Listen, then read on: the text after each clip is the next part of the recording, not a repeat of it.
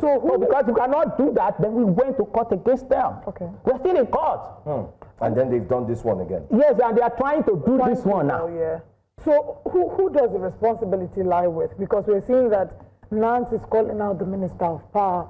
Who exactly does the bulk of the responsibility in the failure of the power sector to be able to generate electricity for Nigerians? Where does the bulk of the responsibility? Well, by law, Section 34, subsection 1, paragraph B says in Electricity Act 2023 as amended, give all the power, regulatory, supervisory, even at that, to NERC. The Nigerian Electricity Regulatory Commission is the sole body that has that power. The job of the Minister of Power is supervisory. Do you understand my point? So for me, it is the NERC in all the letters and the spirit of the Electricity Act 2023 as amended, rested by that Section 34, rested on NERC. So I can tell you for free that even the one NERC did the other time, they were coerced to do it. Because like I told you, we are partners. I have free access to NERC, the vice chairman, the chairman, to ask questions as to what they did wrong and what is not done. Because the reason why they asked for that partnership was because they knew what we have done, they knew what we can't do at all Electricity Consumer Protection Forum. So they decided to partner with all the CPG in electricity. So we give them ideas. We also, help them to formulate the area where we are seeing, because we are close to the consumer. So in that purpose, it is the NERC that I believe, but being the supervisory minister, it can only give them directive in which they have the power to advise, sir, by law, this is not possible. So I still don't know, like I said, when I read it yesterday, I just laughed that you are hitting one in your mouth, you have not finished eating it, and then you want to even suffocate yourself, because if the matter against the last one you did, still in court, in which we are expecting the ruling by May 2025, Federal High Court Ibadan, and you are talking about doing another one, that is taking the law and taking Nigerians for granted. Who is the defendant in the suit you have in court? NERC, of course. Okay. We don't have business with the disco. We don't have business with any other one. Like I said, Section 34 make it clear. NERC is the one. I'm sorry, and just to further add, now, since you say you still have a court case with NERC, yes. What are the prayers? The prayer is, number one, the so-called ban is a ruse. It cannot stand under the face of the law, because you cannot, because they claim it is minor review. By virtues of the provisions for the minor review, it says that before you can increase, you must have a 3-month notice from the discos. And then between that time, the same process that go for major review is what to go for minor review, consultation, publish in newspapers and all kind of things. But you just wake up in the morning and you do that, you cannot sustain it in the face of the law, and that is number one. They should squash it. Number two, we are asking that everybody that have been charged as a result of that illegality should be refunded, and we are also asking for perpetual injunction against NERC, never to do that again. These are very tough prayers, and it's easy. Many observers will say they are unrealistic. It will be unrealistic. It's very, very realistic for you to be granted. Yes, like I told you. And the government will argue that they need some of those monies to. They have their defense lawyers against us. They say power is expensive.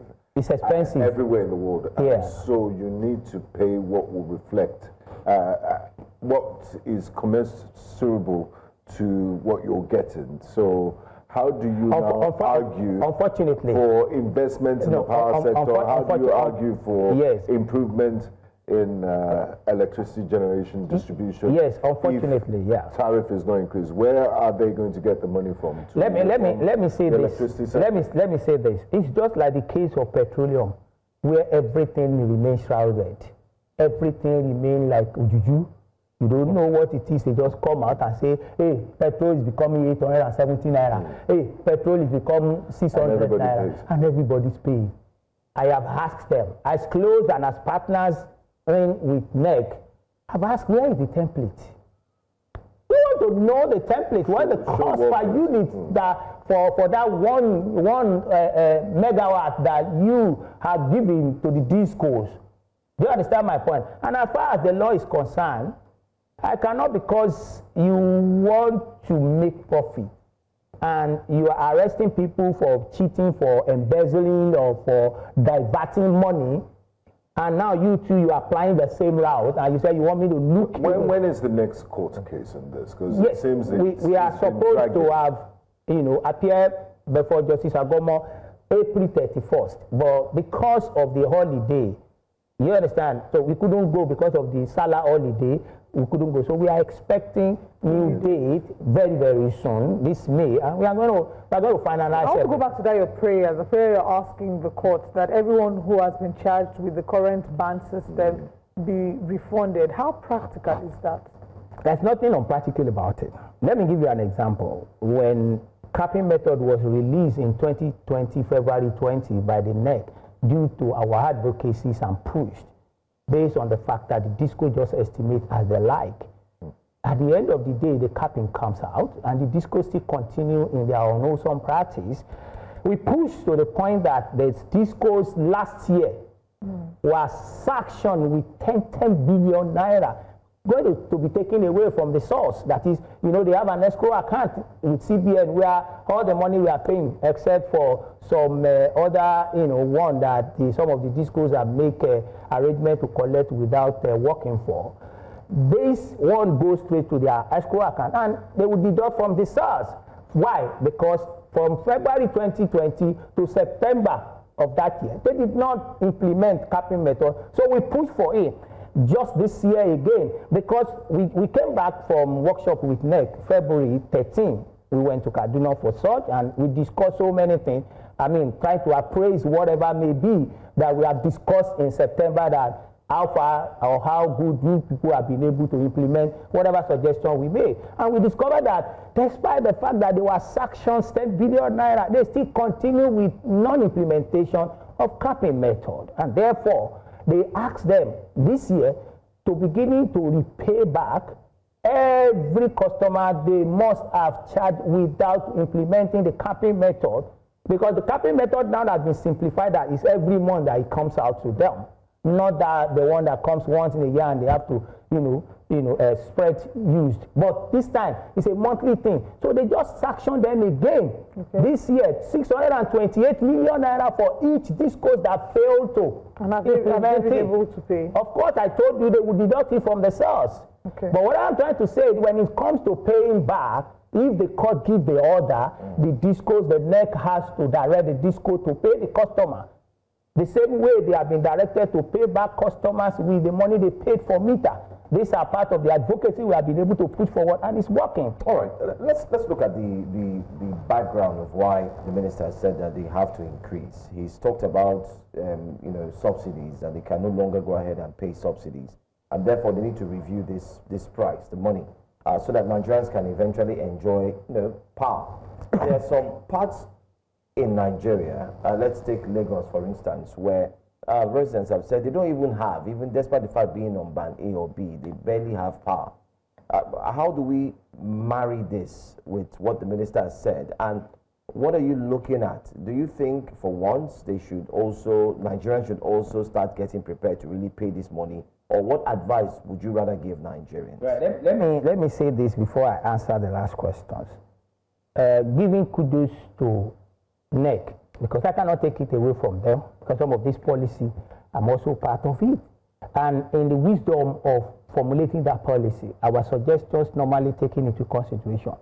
Because if you ask me to be your partner in progress, and I give you your suggestions, and I saw that you are coming out with the directive for order, and I did not see part of whatever I might have given you as a plausible ways of making things work, and this is then I will not go with you again. So in fairness to NERC, when they come out with band A increase and on like that, September 2020 on this so-called service-based tariff, they said that any disco that cannot meet the hours should not only reverse back to the status quo, but they should compensate You understand my point? They should compensate every customer before even reversing them back.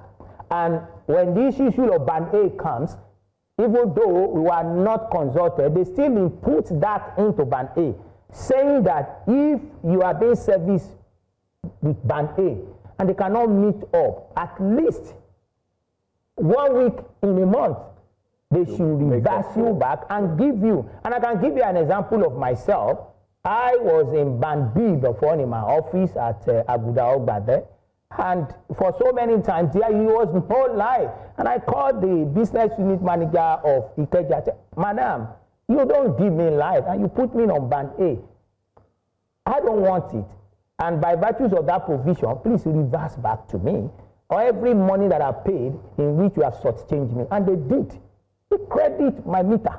Because they know who you are. And I told them again, Madam, you know you cannot sustain this. There is a provision that says if you cannot sustain me, you have violated it right away. Please reverse me back. I have the messages here. They reverse the whole area back to the normal place where they took us. This is what Nigerians don't really know.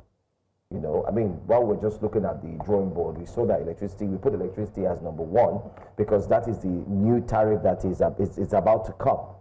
But it seems like Nigerians don't really know their rights. I think that's what I'm getting from this conversation. We don't really know our rights from what is actually going on. If you say that you also have the rights to, maybe you need to break it down for us. What are some of the 3 major things? Let's just go with 3 that Nigerians, residents, consumers should know concerning this Band A, B, and C, especially when they don't get power. Yes, number 1, they don't transfer you to Band A without first informing you.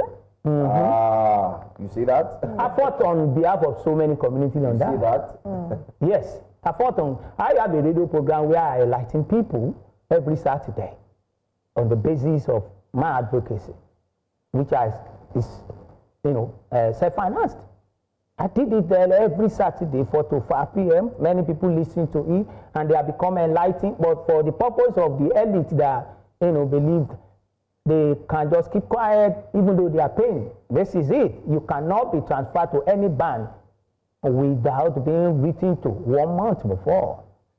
You must be carried along. Can you reject it if you don't want to go there? Sorry? It's not in your power to reject. It is in your power to do that if, number 1, you consider the fact that you are not what? You see, I fought for Gijo community to the point that they put them in Band A, and I told the regional manager, how can you put these people in Band A? Some people are even building the house with themselves. You understand my point? Some people have only one curtain to partition their window, and you are giving them Band A. What do you expect them to use in that place?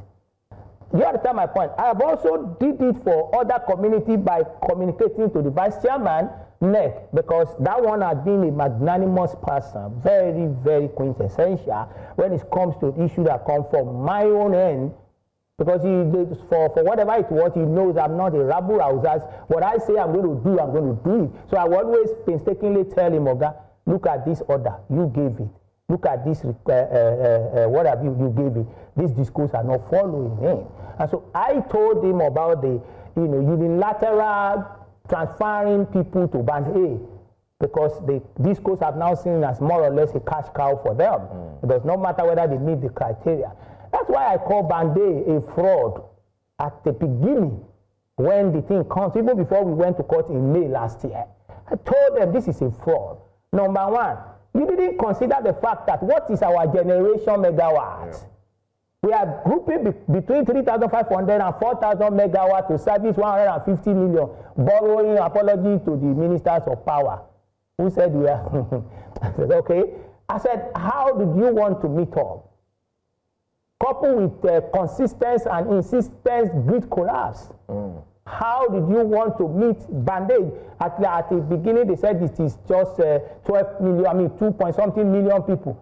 But before this end of the last year, Band A people must have run to 15 million. Either they meet but if you talk to the minister, he will tell you, you need to pay up to enjoy these services. And that's why he's saying, take away the subsidy and let's pay more.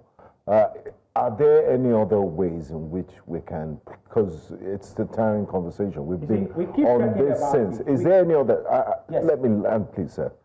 is there any other way we can have sustainable electricity for everyone, so we can even industrialize without paying out of pocket? What happened to our gas? We're still flaring gas. Nigeria is blessed with abundant gas, sunlight. What happened to different energy mixes? There's solar for the presidential villa, but what happens to the rest of us? Okay. The first thing I would say is this: get everybody metered. Get everybody metered. I don't need to buy as much as the petrol station wants me to buy. I buy as much as my pocket dictates. The petrol people is to use their meter to measure that price that I pay for. Are you getting my point? Let there be meter. Number two, the government has shown us the way how we can make power ready and available for everyone. I don't know if you are aware that I had an interview with so many newspaper media concerning the withdrawals of so many cheap blue chip company removing themselves. They are about 460 something. From Nigeria? Yes. Why? They remove themselves from the grid. They can't service them, and you are asking them. You know, such people, they call them MD customer. So how do they get power? They provide power for themselves. With the solar and the alternative sources of income, yes, of electricity. I can mention those big cheap companies. And for those ones, they are about 60-something% of the core customer. They have removed themselves. And what role does the electricity law, I think on a final note, the electricity law play in all of this? The electricity law is more or less like a roadmap. It's a manual in which the NERC has to play his game and his role in the chapter. The regulatory directive is coming from the DISCO. That shows that is the laws of operation as far as the DISCO or every other stakeholder, even including consumers. Like we have Consumer Protection Regulation 2023. It stipulates every areas of the DISCO's operation, how they are supposed to carry it out, how they are supposed to deal with the customers, how they are supposed to respect and give right to the customer. It is more or less like the laws of a landlord and tenant, in which give much more to the tenant, but landlord being the owners of the key to his house, we sometimes want to circumvent those laws, those rights. That's exactly what the DISCOs are doing.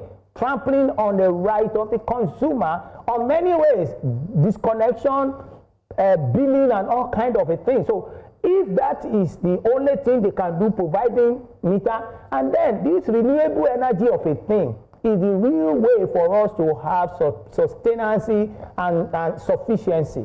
Right. The government must bring down the price of all the material. There are so many things that does not benefit us, in which the government give waivers. It gives waivers to churches that imported something to build their house. What nonsense is that? Bring waivers to this renewable energy material so that me and you can easily access it. I mean, you're talking about bringing waivers, and the conversation is about banning solar panels. But that one is a conversation for another day. Can you imagine that? So how do we want to be free? Counterproductive. They just don't want us to have the leverage of what dividends of again just goes back to the conversation about whether the government is having empathy. If they're being no, they don't have any. Or they're being tone deaf to the crisis. They don't have any. Adeola Samuel-Ilori, thank you for your time with us this morning. Thank you.